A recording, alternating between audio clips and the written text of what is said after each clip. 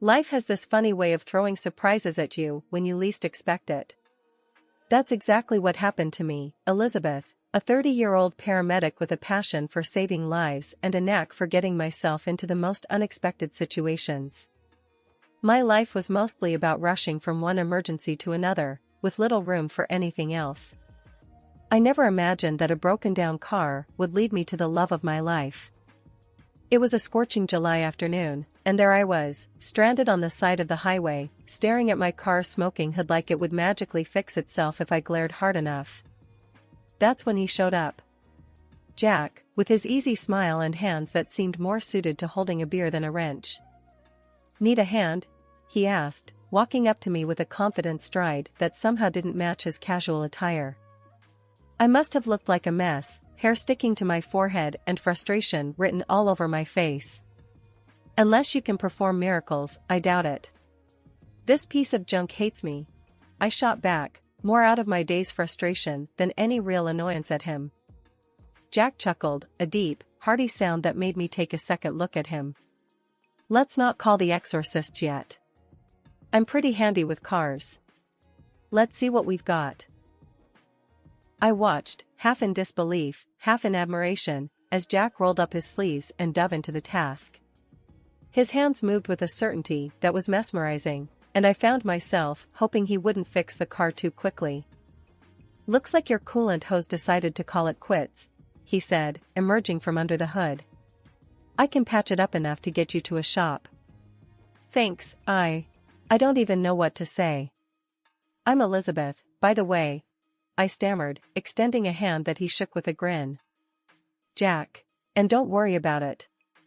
Can't leave a damsel in distress on the side of the road, now can I?" As he worked on my car, we started talking. The conversation flowed easily, like we'd known each other for years. He told me about his job as an electrician, his latest project, and I shared tales of my adventures in the ambulance. The more we talked, the more I realized how much I didn't want this to end. With a final twist of his wrench, Jack announced, "All done. She should hold up until you get to the shop." I couldn't help the disappointment from seeping into my voice. "Thank you, Jack. I don't know how I can ever repay you." He wiped his hands on a rag, that ever-present grin still on his face. "How about dinner? I know a place that serves the best burgers in town." My heart raced. Was he asking me out? Just like that? "Are you always this forward with women you've just met?" I teased, trying to mask my eagerness. "Only the ones who look like they could use a good burger and some company," he retorted, his eyes twinkling with mischief. And just like that, I found myself nodding, agreeing to dinner with a man who had turned my terrible day into one of the most memorable ones. Moving in with Jack's mom after we tied the knot seemed like the natural step, especially since my own folks had passed away years ago. Living in that big, somewhat cozy house, I found a second family I never thought I'd have again. Jack's mom, Martha, was a gem. She treated me like the daughter she never had, and our bond was solid. We'd spend hours chatting over coffee, sharing recipes, and just supporting each other through the ups and downs of life. It was comforting, having that kind of connection again. 2 years into this new life, Jack and I welcomed our little boy, Alex, into the world. With him came a joy I couldn't describe, but also a reality check. I hung up my paramedic boots, deciding to stay home and pour myself into raising our son and keeping our home. Jack continued his work as an electrician on those big government projects, always talking about the wires and gears, stuff that flew right over my head. But as the days blurred into a routine of diapers, baby giggles, and family dinners, tension started to brew. One evening, as we sat down for what I hoped would be a peaceful dinner, Jack's frustration boiled over. "Elizabeth, we gotta talk," he started, his voice tighter than the lid on a jar of pickles. "All right, shoot," I said, bracing myself for whatever was coming. I could tell by his tone it wasn't going to be about the weather. "It's about this." He waved his fork around, encompassing the whole house, our life, me. "Don't you think it's time you went back to work? You're losing yourself here." I felt a hot flare of anger at his words. Losing myself? I'm raising our son, Jack. Keeping your home standing. That's not nothing. He sighed, a sound of exasperation that got under my skin. That's not what I mean, Liz. You're more than this. What about your license, your career? You used to save lives. I couldn't believe what I was hearing. So what, I'm just boring old housewife Elizabeth now. That it? No, that's not. He tried to backtrack, but the damage was done. Fueled by a mix of stubborn pride and a desire to prove him wrong, I started looking for ways to dip my toes back into the medical field, even if just part-time. It wasn't easy, balancing the demands of home with the search for something that felt like mine, but I was determined. Jack noticed the shift, the late-night job searches, the calls during Alex's nap times. "See, I knew you had it in you," he said one day, a note of "I told you so" in his voice that made me want to throw a cushion at him. "It's not about what you think, Jack. It's about finding a balance," I snapped back, tired of the insinuation that my life before was somehow less valuable. After we settled into the rhythm of our new life, with me juggling part-time work, caring for Alex, and keeping the house in some sort of order, things with Jack started to fray at the edges. He was on the road more often than not, his business trips stacking up one after the other. When he did come home, it was like a storm cloud rolled in with him, dark and ready to burst at any moment. Our house, once a place of laughter and warmth, had turned into a battleground of sorts. The air charged with tension you could almost see. Jack had complaints about everything, from the way I made his favorite spaghetti to the way I spoke, even going as far as to pick at how I dressed and how I was raising our boy. "Elizabeth, what's this mess?" He'd start, the minute he walked in the door, his eyes scanning the living room like he was looking for things to criticize. "And why's Alex still up? He should be in bed." I tried, God knows I tried, to keep everything perfect, to keep the peace. But nothing I did seemed right in his eyes. "I'm doing the best I can, Jack," I'd respond, my voice tired from the endless dance of trying to please him. "Alex wanted to wait up for you. He misses his dad." Jack's response was always sharp, cutting. "Misses me or not, you're the parent here most of the time. You should make these calls, not him." Martha comforted me, saying that Jack was just tired. I wanted to believe her, but sometimes it seemed to me that our marriage was collapsing right before my eyes. The day Martha got really sick was like any other day until it wasn't. I remember getting the call while Jack was off on yet another business trip. When I told him his mom was in bad shape, his reaction floored me. "Elizabeth, can't you handle this? You're the medic," he said, irritation clear in his voice. "I'm up to my neck in work here." I couldn't believe what I was hearing. "It's your mom, Jack. She's really sick. This isn't just some small thing I can fix." With no support coming from his end, I did what I had to do. I got Martha to the clinic, praying it was something minor, something fixable. But fate had a cruel twist in store. The diagnosis was a brain tumor, inoperable. My heart sank. Martha's vibrant spirit didn't deserve this dark turn. As Martha's condition deteriorated, I found myself juggling more plates than I thought possible. Taking care of her, managing the house, raising Alex, it was a balancing act that left me drained. Through it all, Jack was conspicuously absent, his interest in his mother's health seemingly vanished. Eventually, Martha's care needs became too much for me to handle alone. Reluctantly, I arranged for her to move to a specialized care facility. I visited her as often as I could, Alex always in tow. Those visits were bittersweet. Martha, despite everything, remained the warm soul I'd come to love like a mother.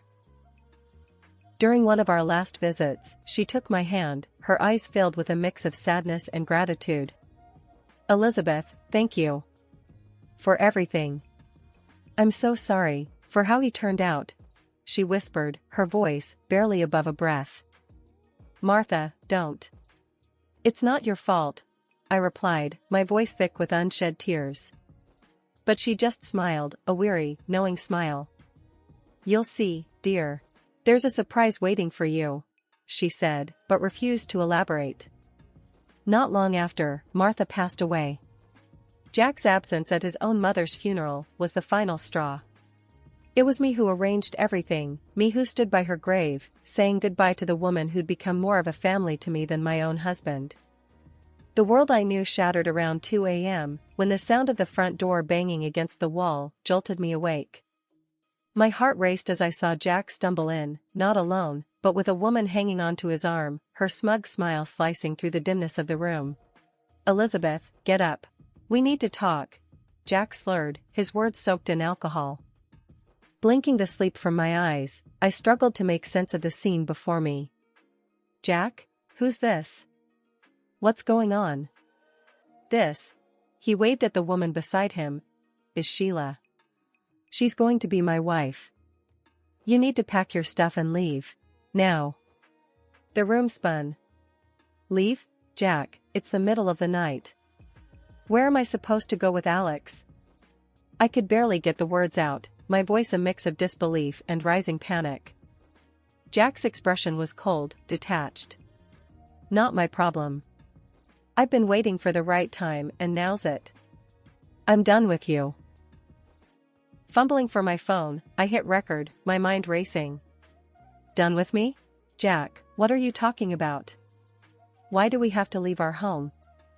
He scoffed, a bitter laugh escaping him. "Our home? No, no. It's my house now. Sheila's and mine. We work together and have fun at the workplace. You should see how we have fun when no one sees us." Sheila, looking around like she owned the place already, didn't hide her triumph. "You heard him. Time to go." I fought the urge to break down. "And Alex? What about your son?" Jack shrugged, his indifference a sharp sting. "He can go with you. Doesn't matter to me. Sheila and I will have our own kids." The words hit like a punch to the gut. I stood there, disbelief and anger warring within me. "Fine," I finally said, my voice steady despite the chaos inside. "I'll leave. But this isn't over, Jack." I hastily packed a bag, grabbed the essentials, and carefully lifted Alex from his bed, wrapping him in his favorite blanket. With one last look at the man I no longer recognized, I stepped out into the night, the cool air a stark contrast to the warmth of the bed I'd just been forced from. That night, after Jack had thrown our world into chaos, sleep was a stranger.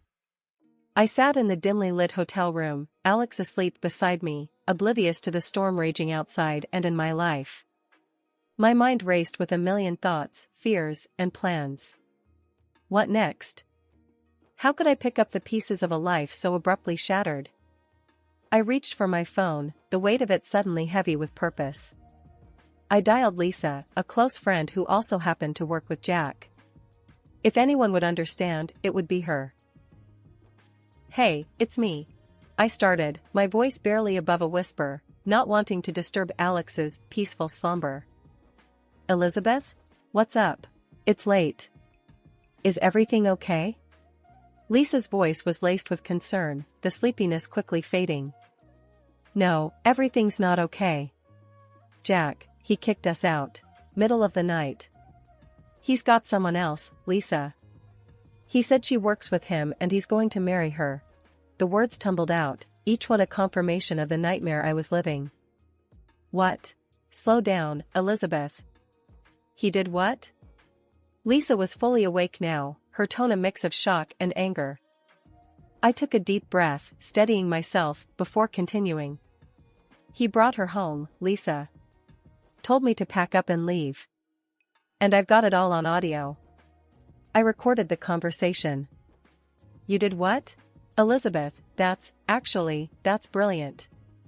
Send it to me. We'll figure this out, okay? Don't worry." The relief in hearing Lisa's supportive words was palpable. I sent her the audio recording, a digital testament to Jack's betrayal.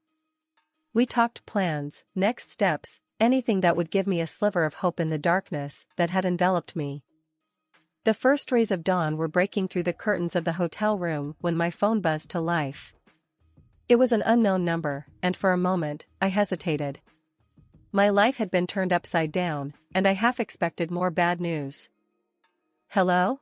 My voice was cautious, bracing for whatever was coming. "Is this Elizabeth?" The voice on the other end was unfamiliar, yet there was a warmth to it. "Yes, speaking. Who's this?" "My name's Paul Henderson, I'm a lawyer. I was the attorney for Martha, your mother-in-law." Martha. Just hearing her name was a punch to the gut. "Yes, I know Martha. How can I help you?" "It's not how you can help me, but rather how I can help you. Martha left something for you. It's important. Can we meet today?" I was taken aback. Martha had thought of me? After everything that had happened? Yes, of course. When and where? We arranged to meet at his office later that morning. I got Alex ready, my mind racing with possibilities. What could Martha possibly have left for me? Mr. Henderson's office was a beacon of calm in the storm that had become my life. He greeted me with a gentle smile, leading me to a room with 2 chairs and a table. "Elizabeth, thank you for coming. Martha spoke very highly of you. She wanted to make sure you and Alex were taken care of." I nodded, still in a daze. "What did she leave?" Paul handed me an envelope. Inside was a letter in Martha's handwriting. It was her, through and through, thanking me for the love and care I'd shown her, apologizing for Jack's actions, and expressing her wishes for my future. And then Mr. Henderson dropped the bombshell. "Martha left you the house, Elizabeth. The house and a significant portion of her savings." I was speechless. The reality of Martha's gift was overwhelming. In her final days, she had given me a lifeline, a chance to start over. Is this even legal? Can she just cut Jack out like that? I asked, the words barely making it past the lump in my throat. Mr. Henderson nodded firmly. Martha was very clear and took all the necessary legal steps. "The house is yours, Elizabeth. And there's enough in savings to give you a fresh start." I broke down then, tears of gratitude and relief streaming down my face. Martha, even in her final days, had been thinking of me, of Alex. She'd given us a future when it felt like all hope was lost. Barely a day had passed since I'd stepped into Mr. Henderson's office, carrying the weight of the world on my shoulders, when my phone buzzed with a call from Jack. His voice was like a storm, all bluster and rage. "Elizabeth, get over to Henderson's office now," he bellowed. I could almost see his face, red and twisted in fury. With a deep breath to steady my nerves and Alex in tow, I headed back to the lawyer's office. The atmosphere was electric with tension, Jack and his mistress already there, pacing like caged animals. As soon as I walked in, Jack zeroed in on me, waving a stack of papers like he was trying to fan flames. "What's this crap about, Elizabeth? Why'd my mom leave everything to you?" Mr. Henderson, ever the calm in the storm, interjected. "Please, let's all sit down and discuss this rationally." But rationality had left the building. Sheila, her earlier smugness replaced by a dawning realization, eyed the door like it was her escape route. "The contents of the garage, Jack. That's what your mother left you," I said, finding a strength I didn't know I had. "Everything else, she left to Alex and me." Jack's face contorted even further, if that was possible, a mix of disbelief and fury. "The garage? What am I supposed to do with that junk?" Mr. Henderson handed Jack another document, a letter from Martha. "Your mother had her reasons, Jack. She hoped you'd find it in yourself to understand one day." Jack skimmed the letter, and I watched as the fight seemed to drain out of him, replaced by a sullen, defeated anger. This is bullshit." His mistress, finally seeing the writing on the wall, snapped. "I'm not sticking around for this. I didn't sign up to be with a loser." And with that, she was gone, her departure as dramatic as her entrance into our lives. Jack, now truly alone, turned his frustration back on us. "You'll pay for this. I'll sue. I'll—" Mr. Henderson, unflappable as ever, cut him off. "I'd advise against that, Jack. You won't win, and it'll just waste your time and money." The room went silent, the only sound the soft, uneasy breathing of everyone present. Jack, defeated and alone, finally slunk out of the office, leaving behind the chaos he'd created. In the aftermath of the storm that had upended my life, I found myself standing amidst the ruins of what had once been my world. The divorce proceedings were bitter, with Jack clawing for every inch of ground, especially when it came to Martha's estate. He couldn't seem to grasp that his actions had consequences, that the love and trust he had so carelessly thrown away couldn't be won back in a court of law. "I don't get it, Elizabeth," Jack had said during one of our last encounters outside the courtroom, his tone a mix of confusion and anger. "Why are you doing this? Why can't things just go back to the way they were?" I looked at him, really looked at him, and saw the man I had once loved so deeply. "Jack, you broke us. You can't sue your way back to a family. Martha saw that, even if you couldn't." His attempts to claim Martha's property were futile, just as Mr. Henderson had predicted. The judge saw through his motivations, and justice, for once, felt truly just. Not only did the property remain with Alex and me, but Jack was also ordered to pay alimony. The audio recording of that fateful night, which I had shared with Lisa in a moment of desperation, turned out to be more than just a cry for help. It spread, as such things do, and soon enough, Jack's actions were laid bare for all to see. His career, once on a steady climb, faltered under the weight of his own misdeeds. Transferred to another branch with a reduced salary, the consequences of his actions finally seemed to catch up with him. His mistress, Sheila, fared no better. Caught up in the whirlwind of her own making, she was fired for misconduct. The workplace, it turned out, was no place for the games they had played. She paid a fine to the construction company, a tangible mark of her wrongdoing. As for me, I found solace in the simple things, the laughter of my son, the warmth of our home, and the support of friends and family. The journey was far from easy, and there were days when the weight of it all seemed too much to bear. But in those moments, I reminded myself of the strength I had found, the strength to stand up for myself and for Alex, to carve out a path toward a future we deserved.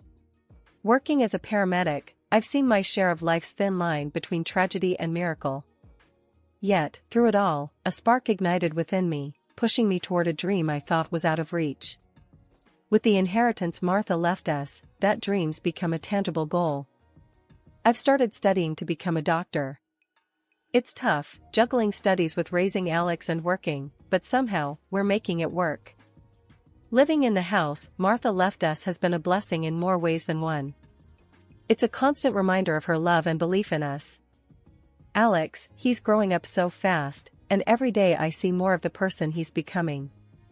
I've made it my mission to show him there's strength in kindness, intelligence and humility, and bravery and honesty, qualities his father, unfortunately, lacked. I've never badmouthed Jack to Alex. Kids are smart, they see and understand more than we give them credit for. Jack's absence has been a silent testament itself. He's shown little to no interest in being a part of Alex's life, and honestly, we're better off for it. One evening, as I was cracking open the books after putting Alex to bed, he came padding out of his room, a thoughtful frown on his face. "Mom, why doesn't Dad want to see me?" It was a question I'd been dreading, but I was prepared. Sitting him down, I chose my words carefully. "Alex, sometimes people make choices that don't make sense to us. It's not a reflection of you or your worth. Your dad's choices are his own." He nodded, processing this. "I know. I just wish he cared more, you know?" I pulled him into a hug, my heart aching for him. "I know, kiddo. But you've got me, and I've got you. We've got enough love for 10 families. Plus, you've got an army of people who adore you." Alex smiled, a bit of the weight lifted from his young shoulders. "Yeah, I'm lucky, huh?" "You bet," I said, tucking him back into bed. "Now, let's try and get some sleep. We've got a big day tomorrow." As I returned to my studies, I couldn't help but feel a surge of determination. My journey wasn't just for me, it was for Alex, for our future. Becoming a doctor wasn't just a dream anymore, it was a path to making a difference, to showing Alex that no matter what life throws your way, you can rise above, you can succeed. Jack's decision to remain distant might have been a blessing in disguise. It allowed me and Alex to build a life without the shadow of his choices hanging over us. We were free to grow, to heal, and to find joy in the everyday moments.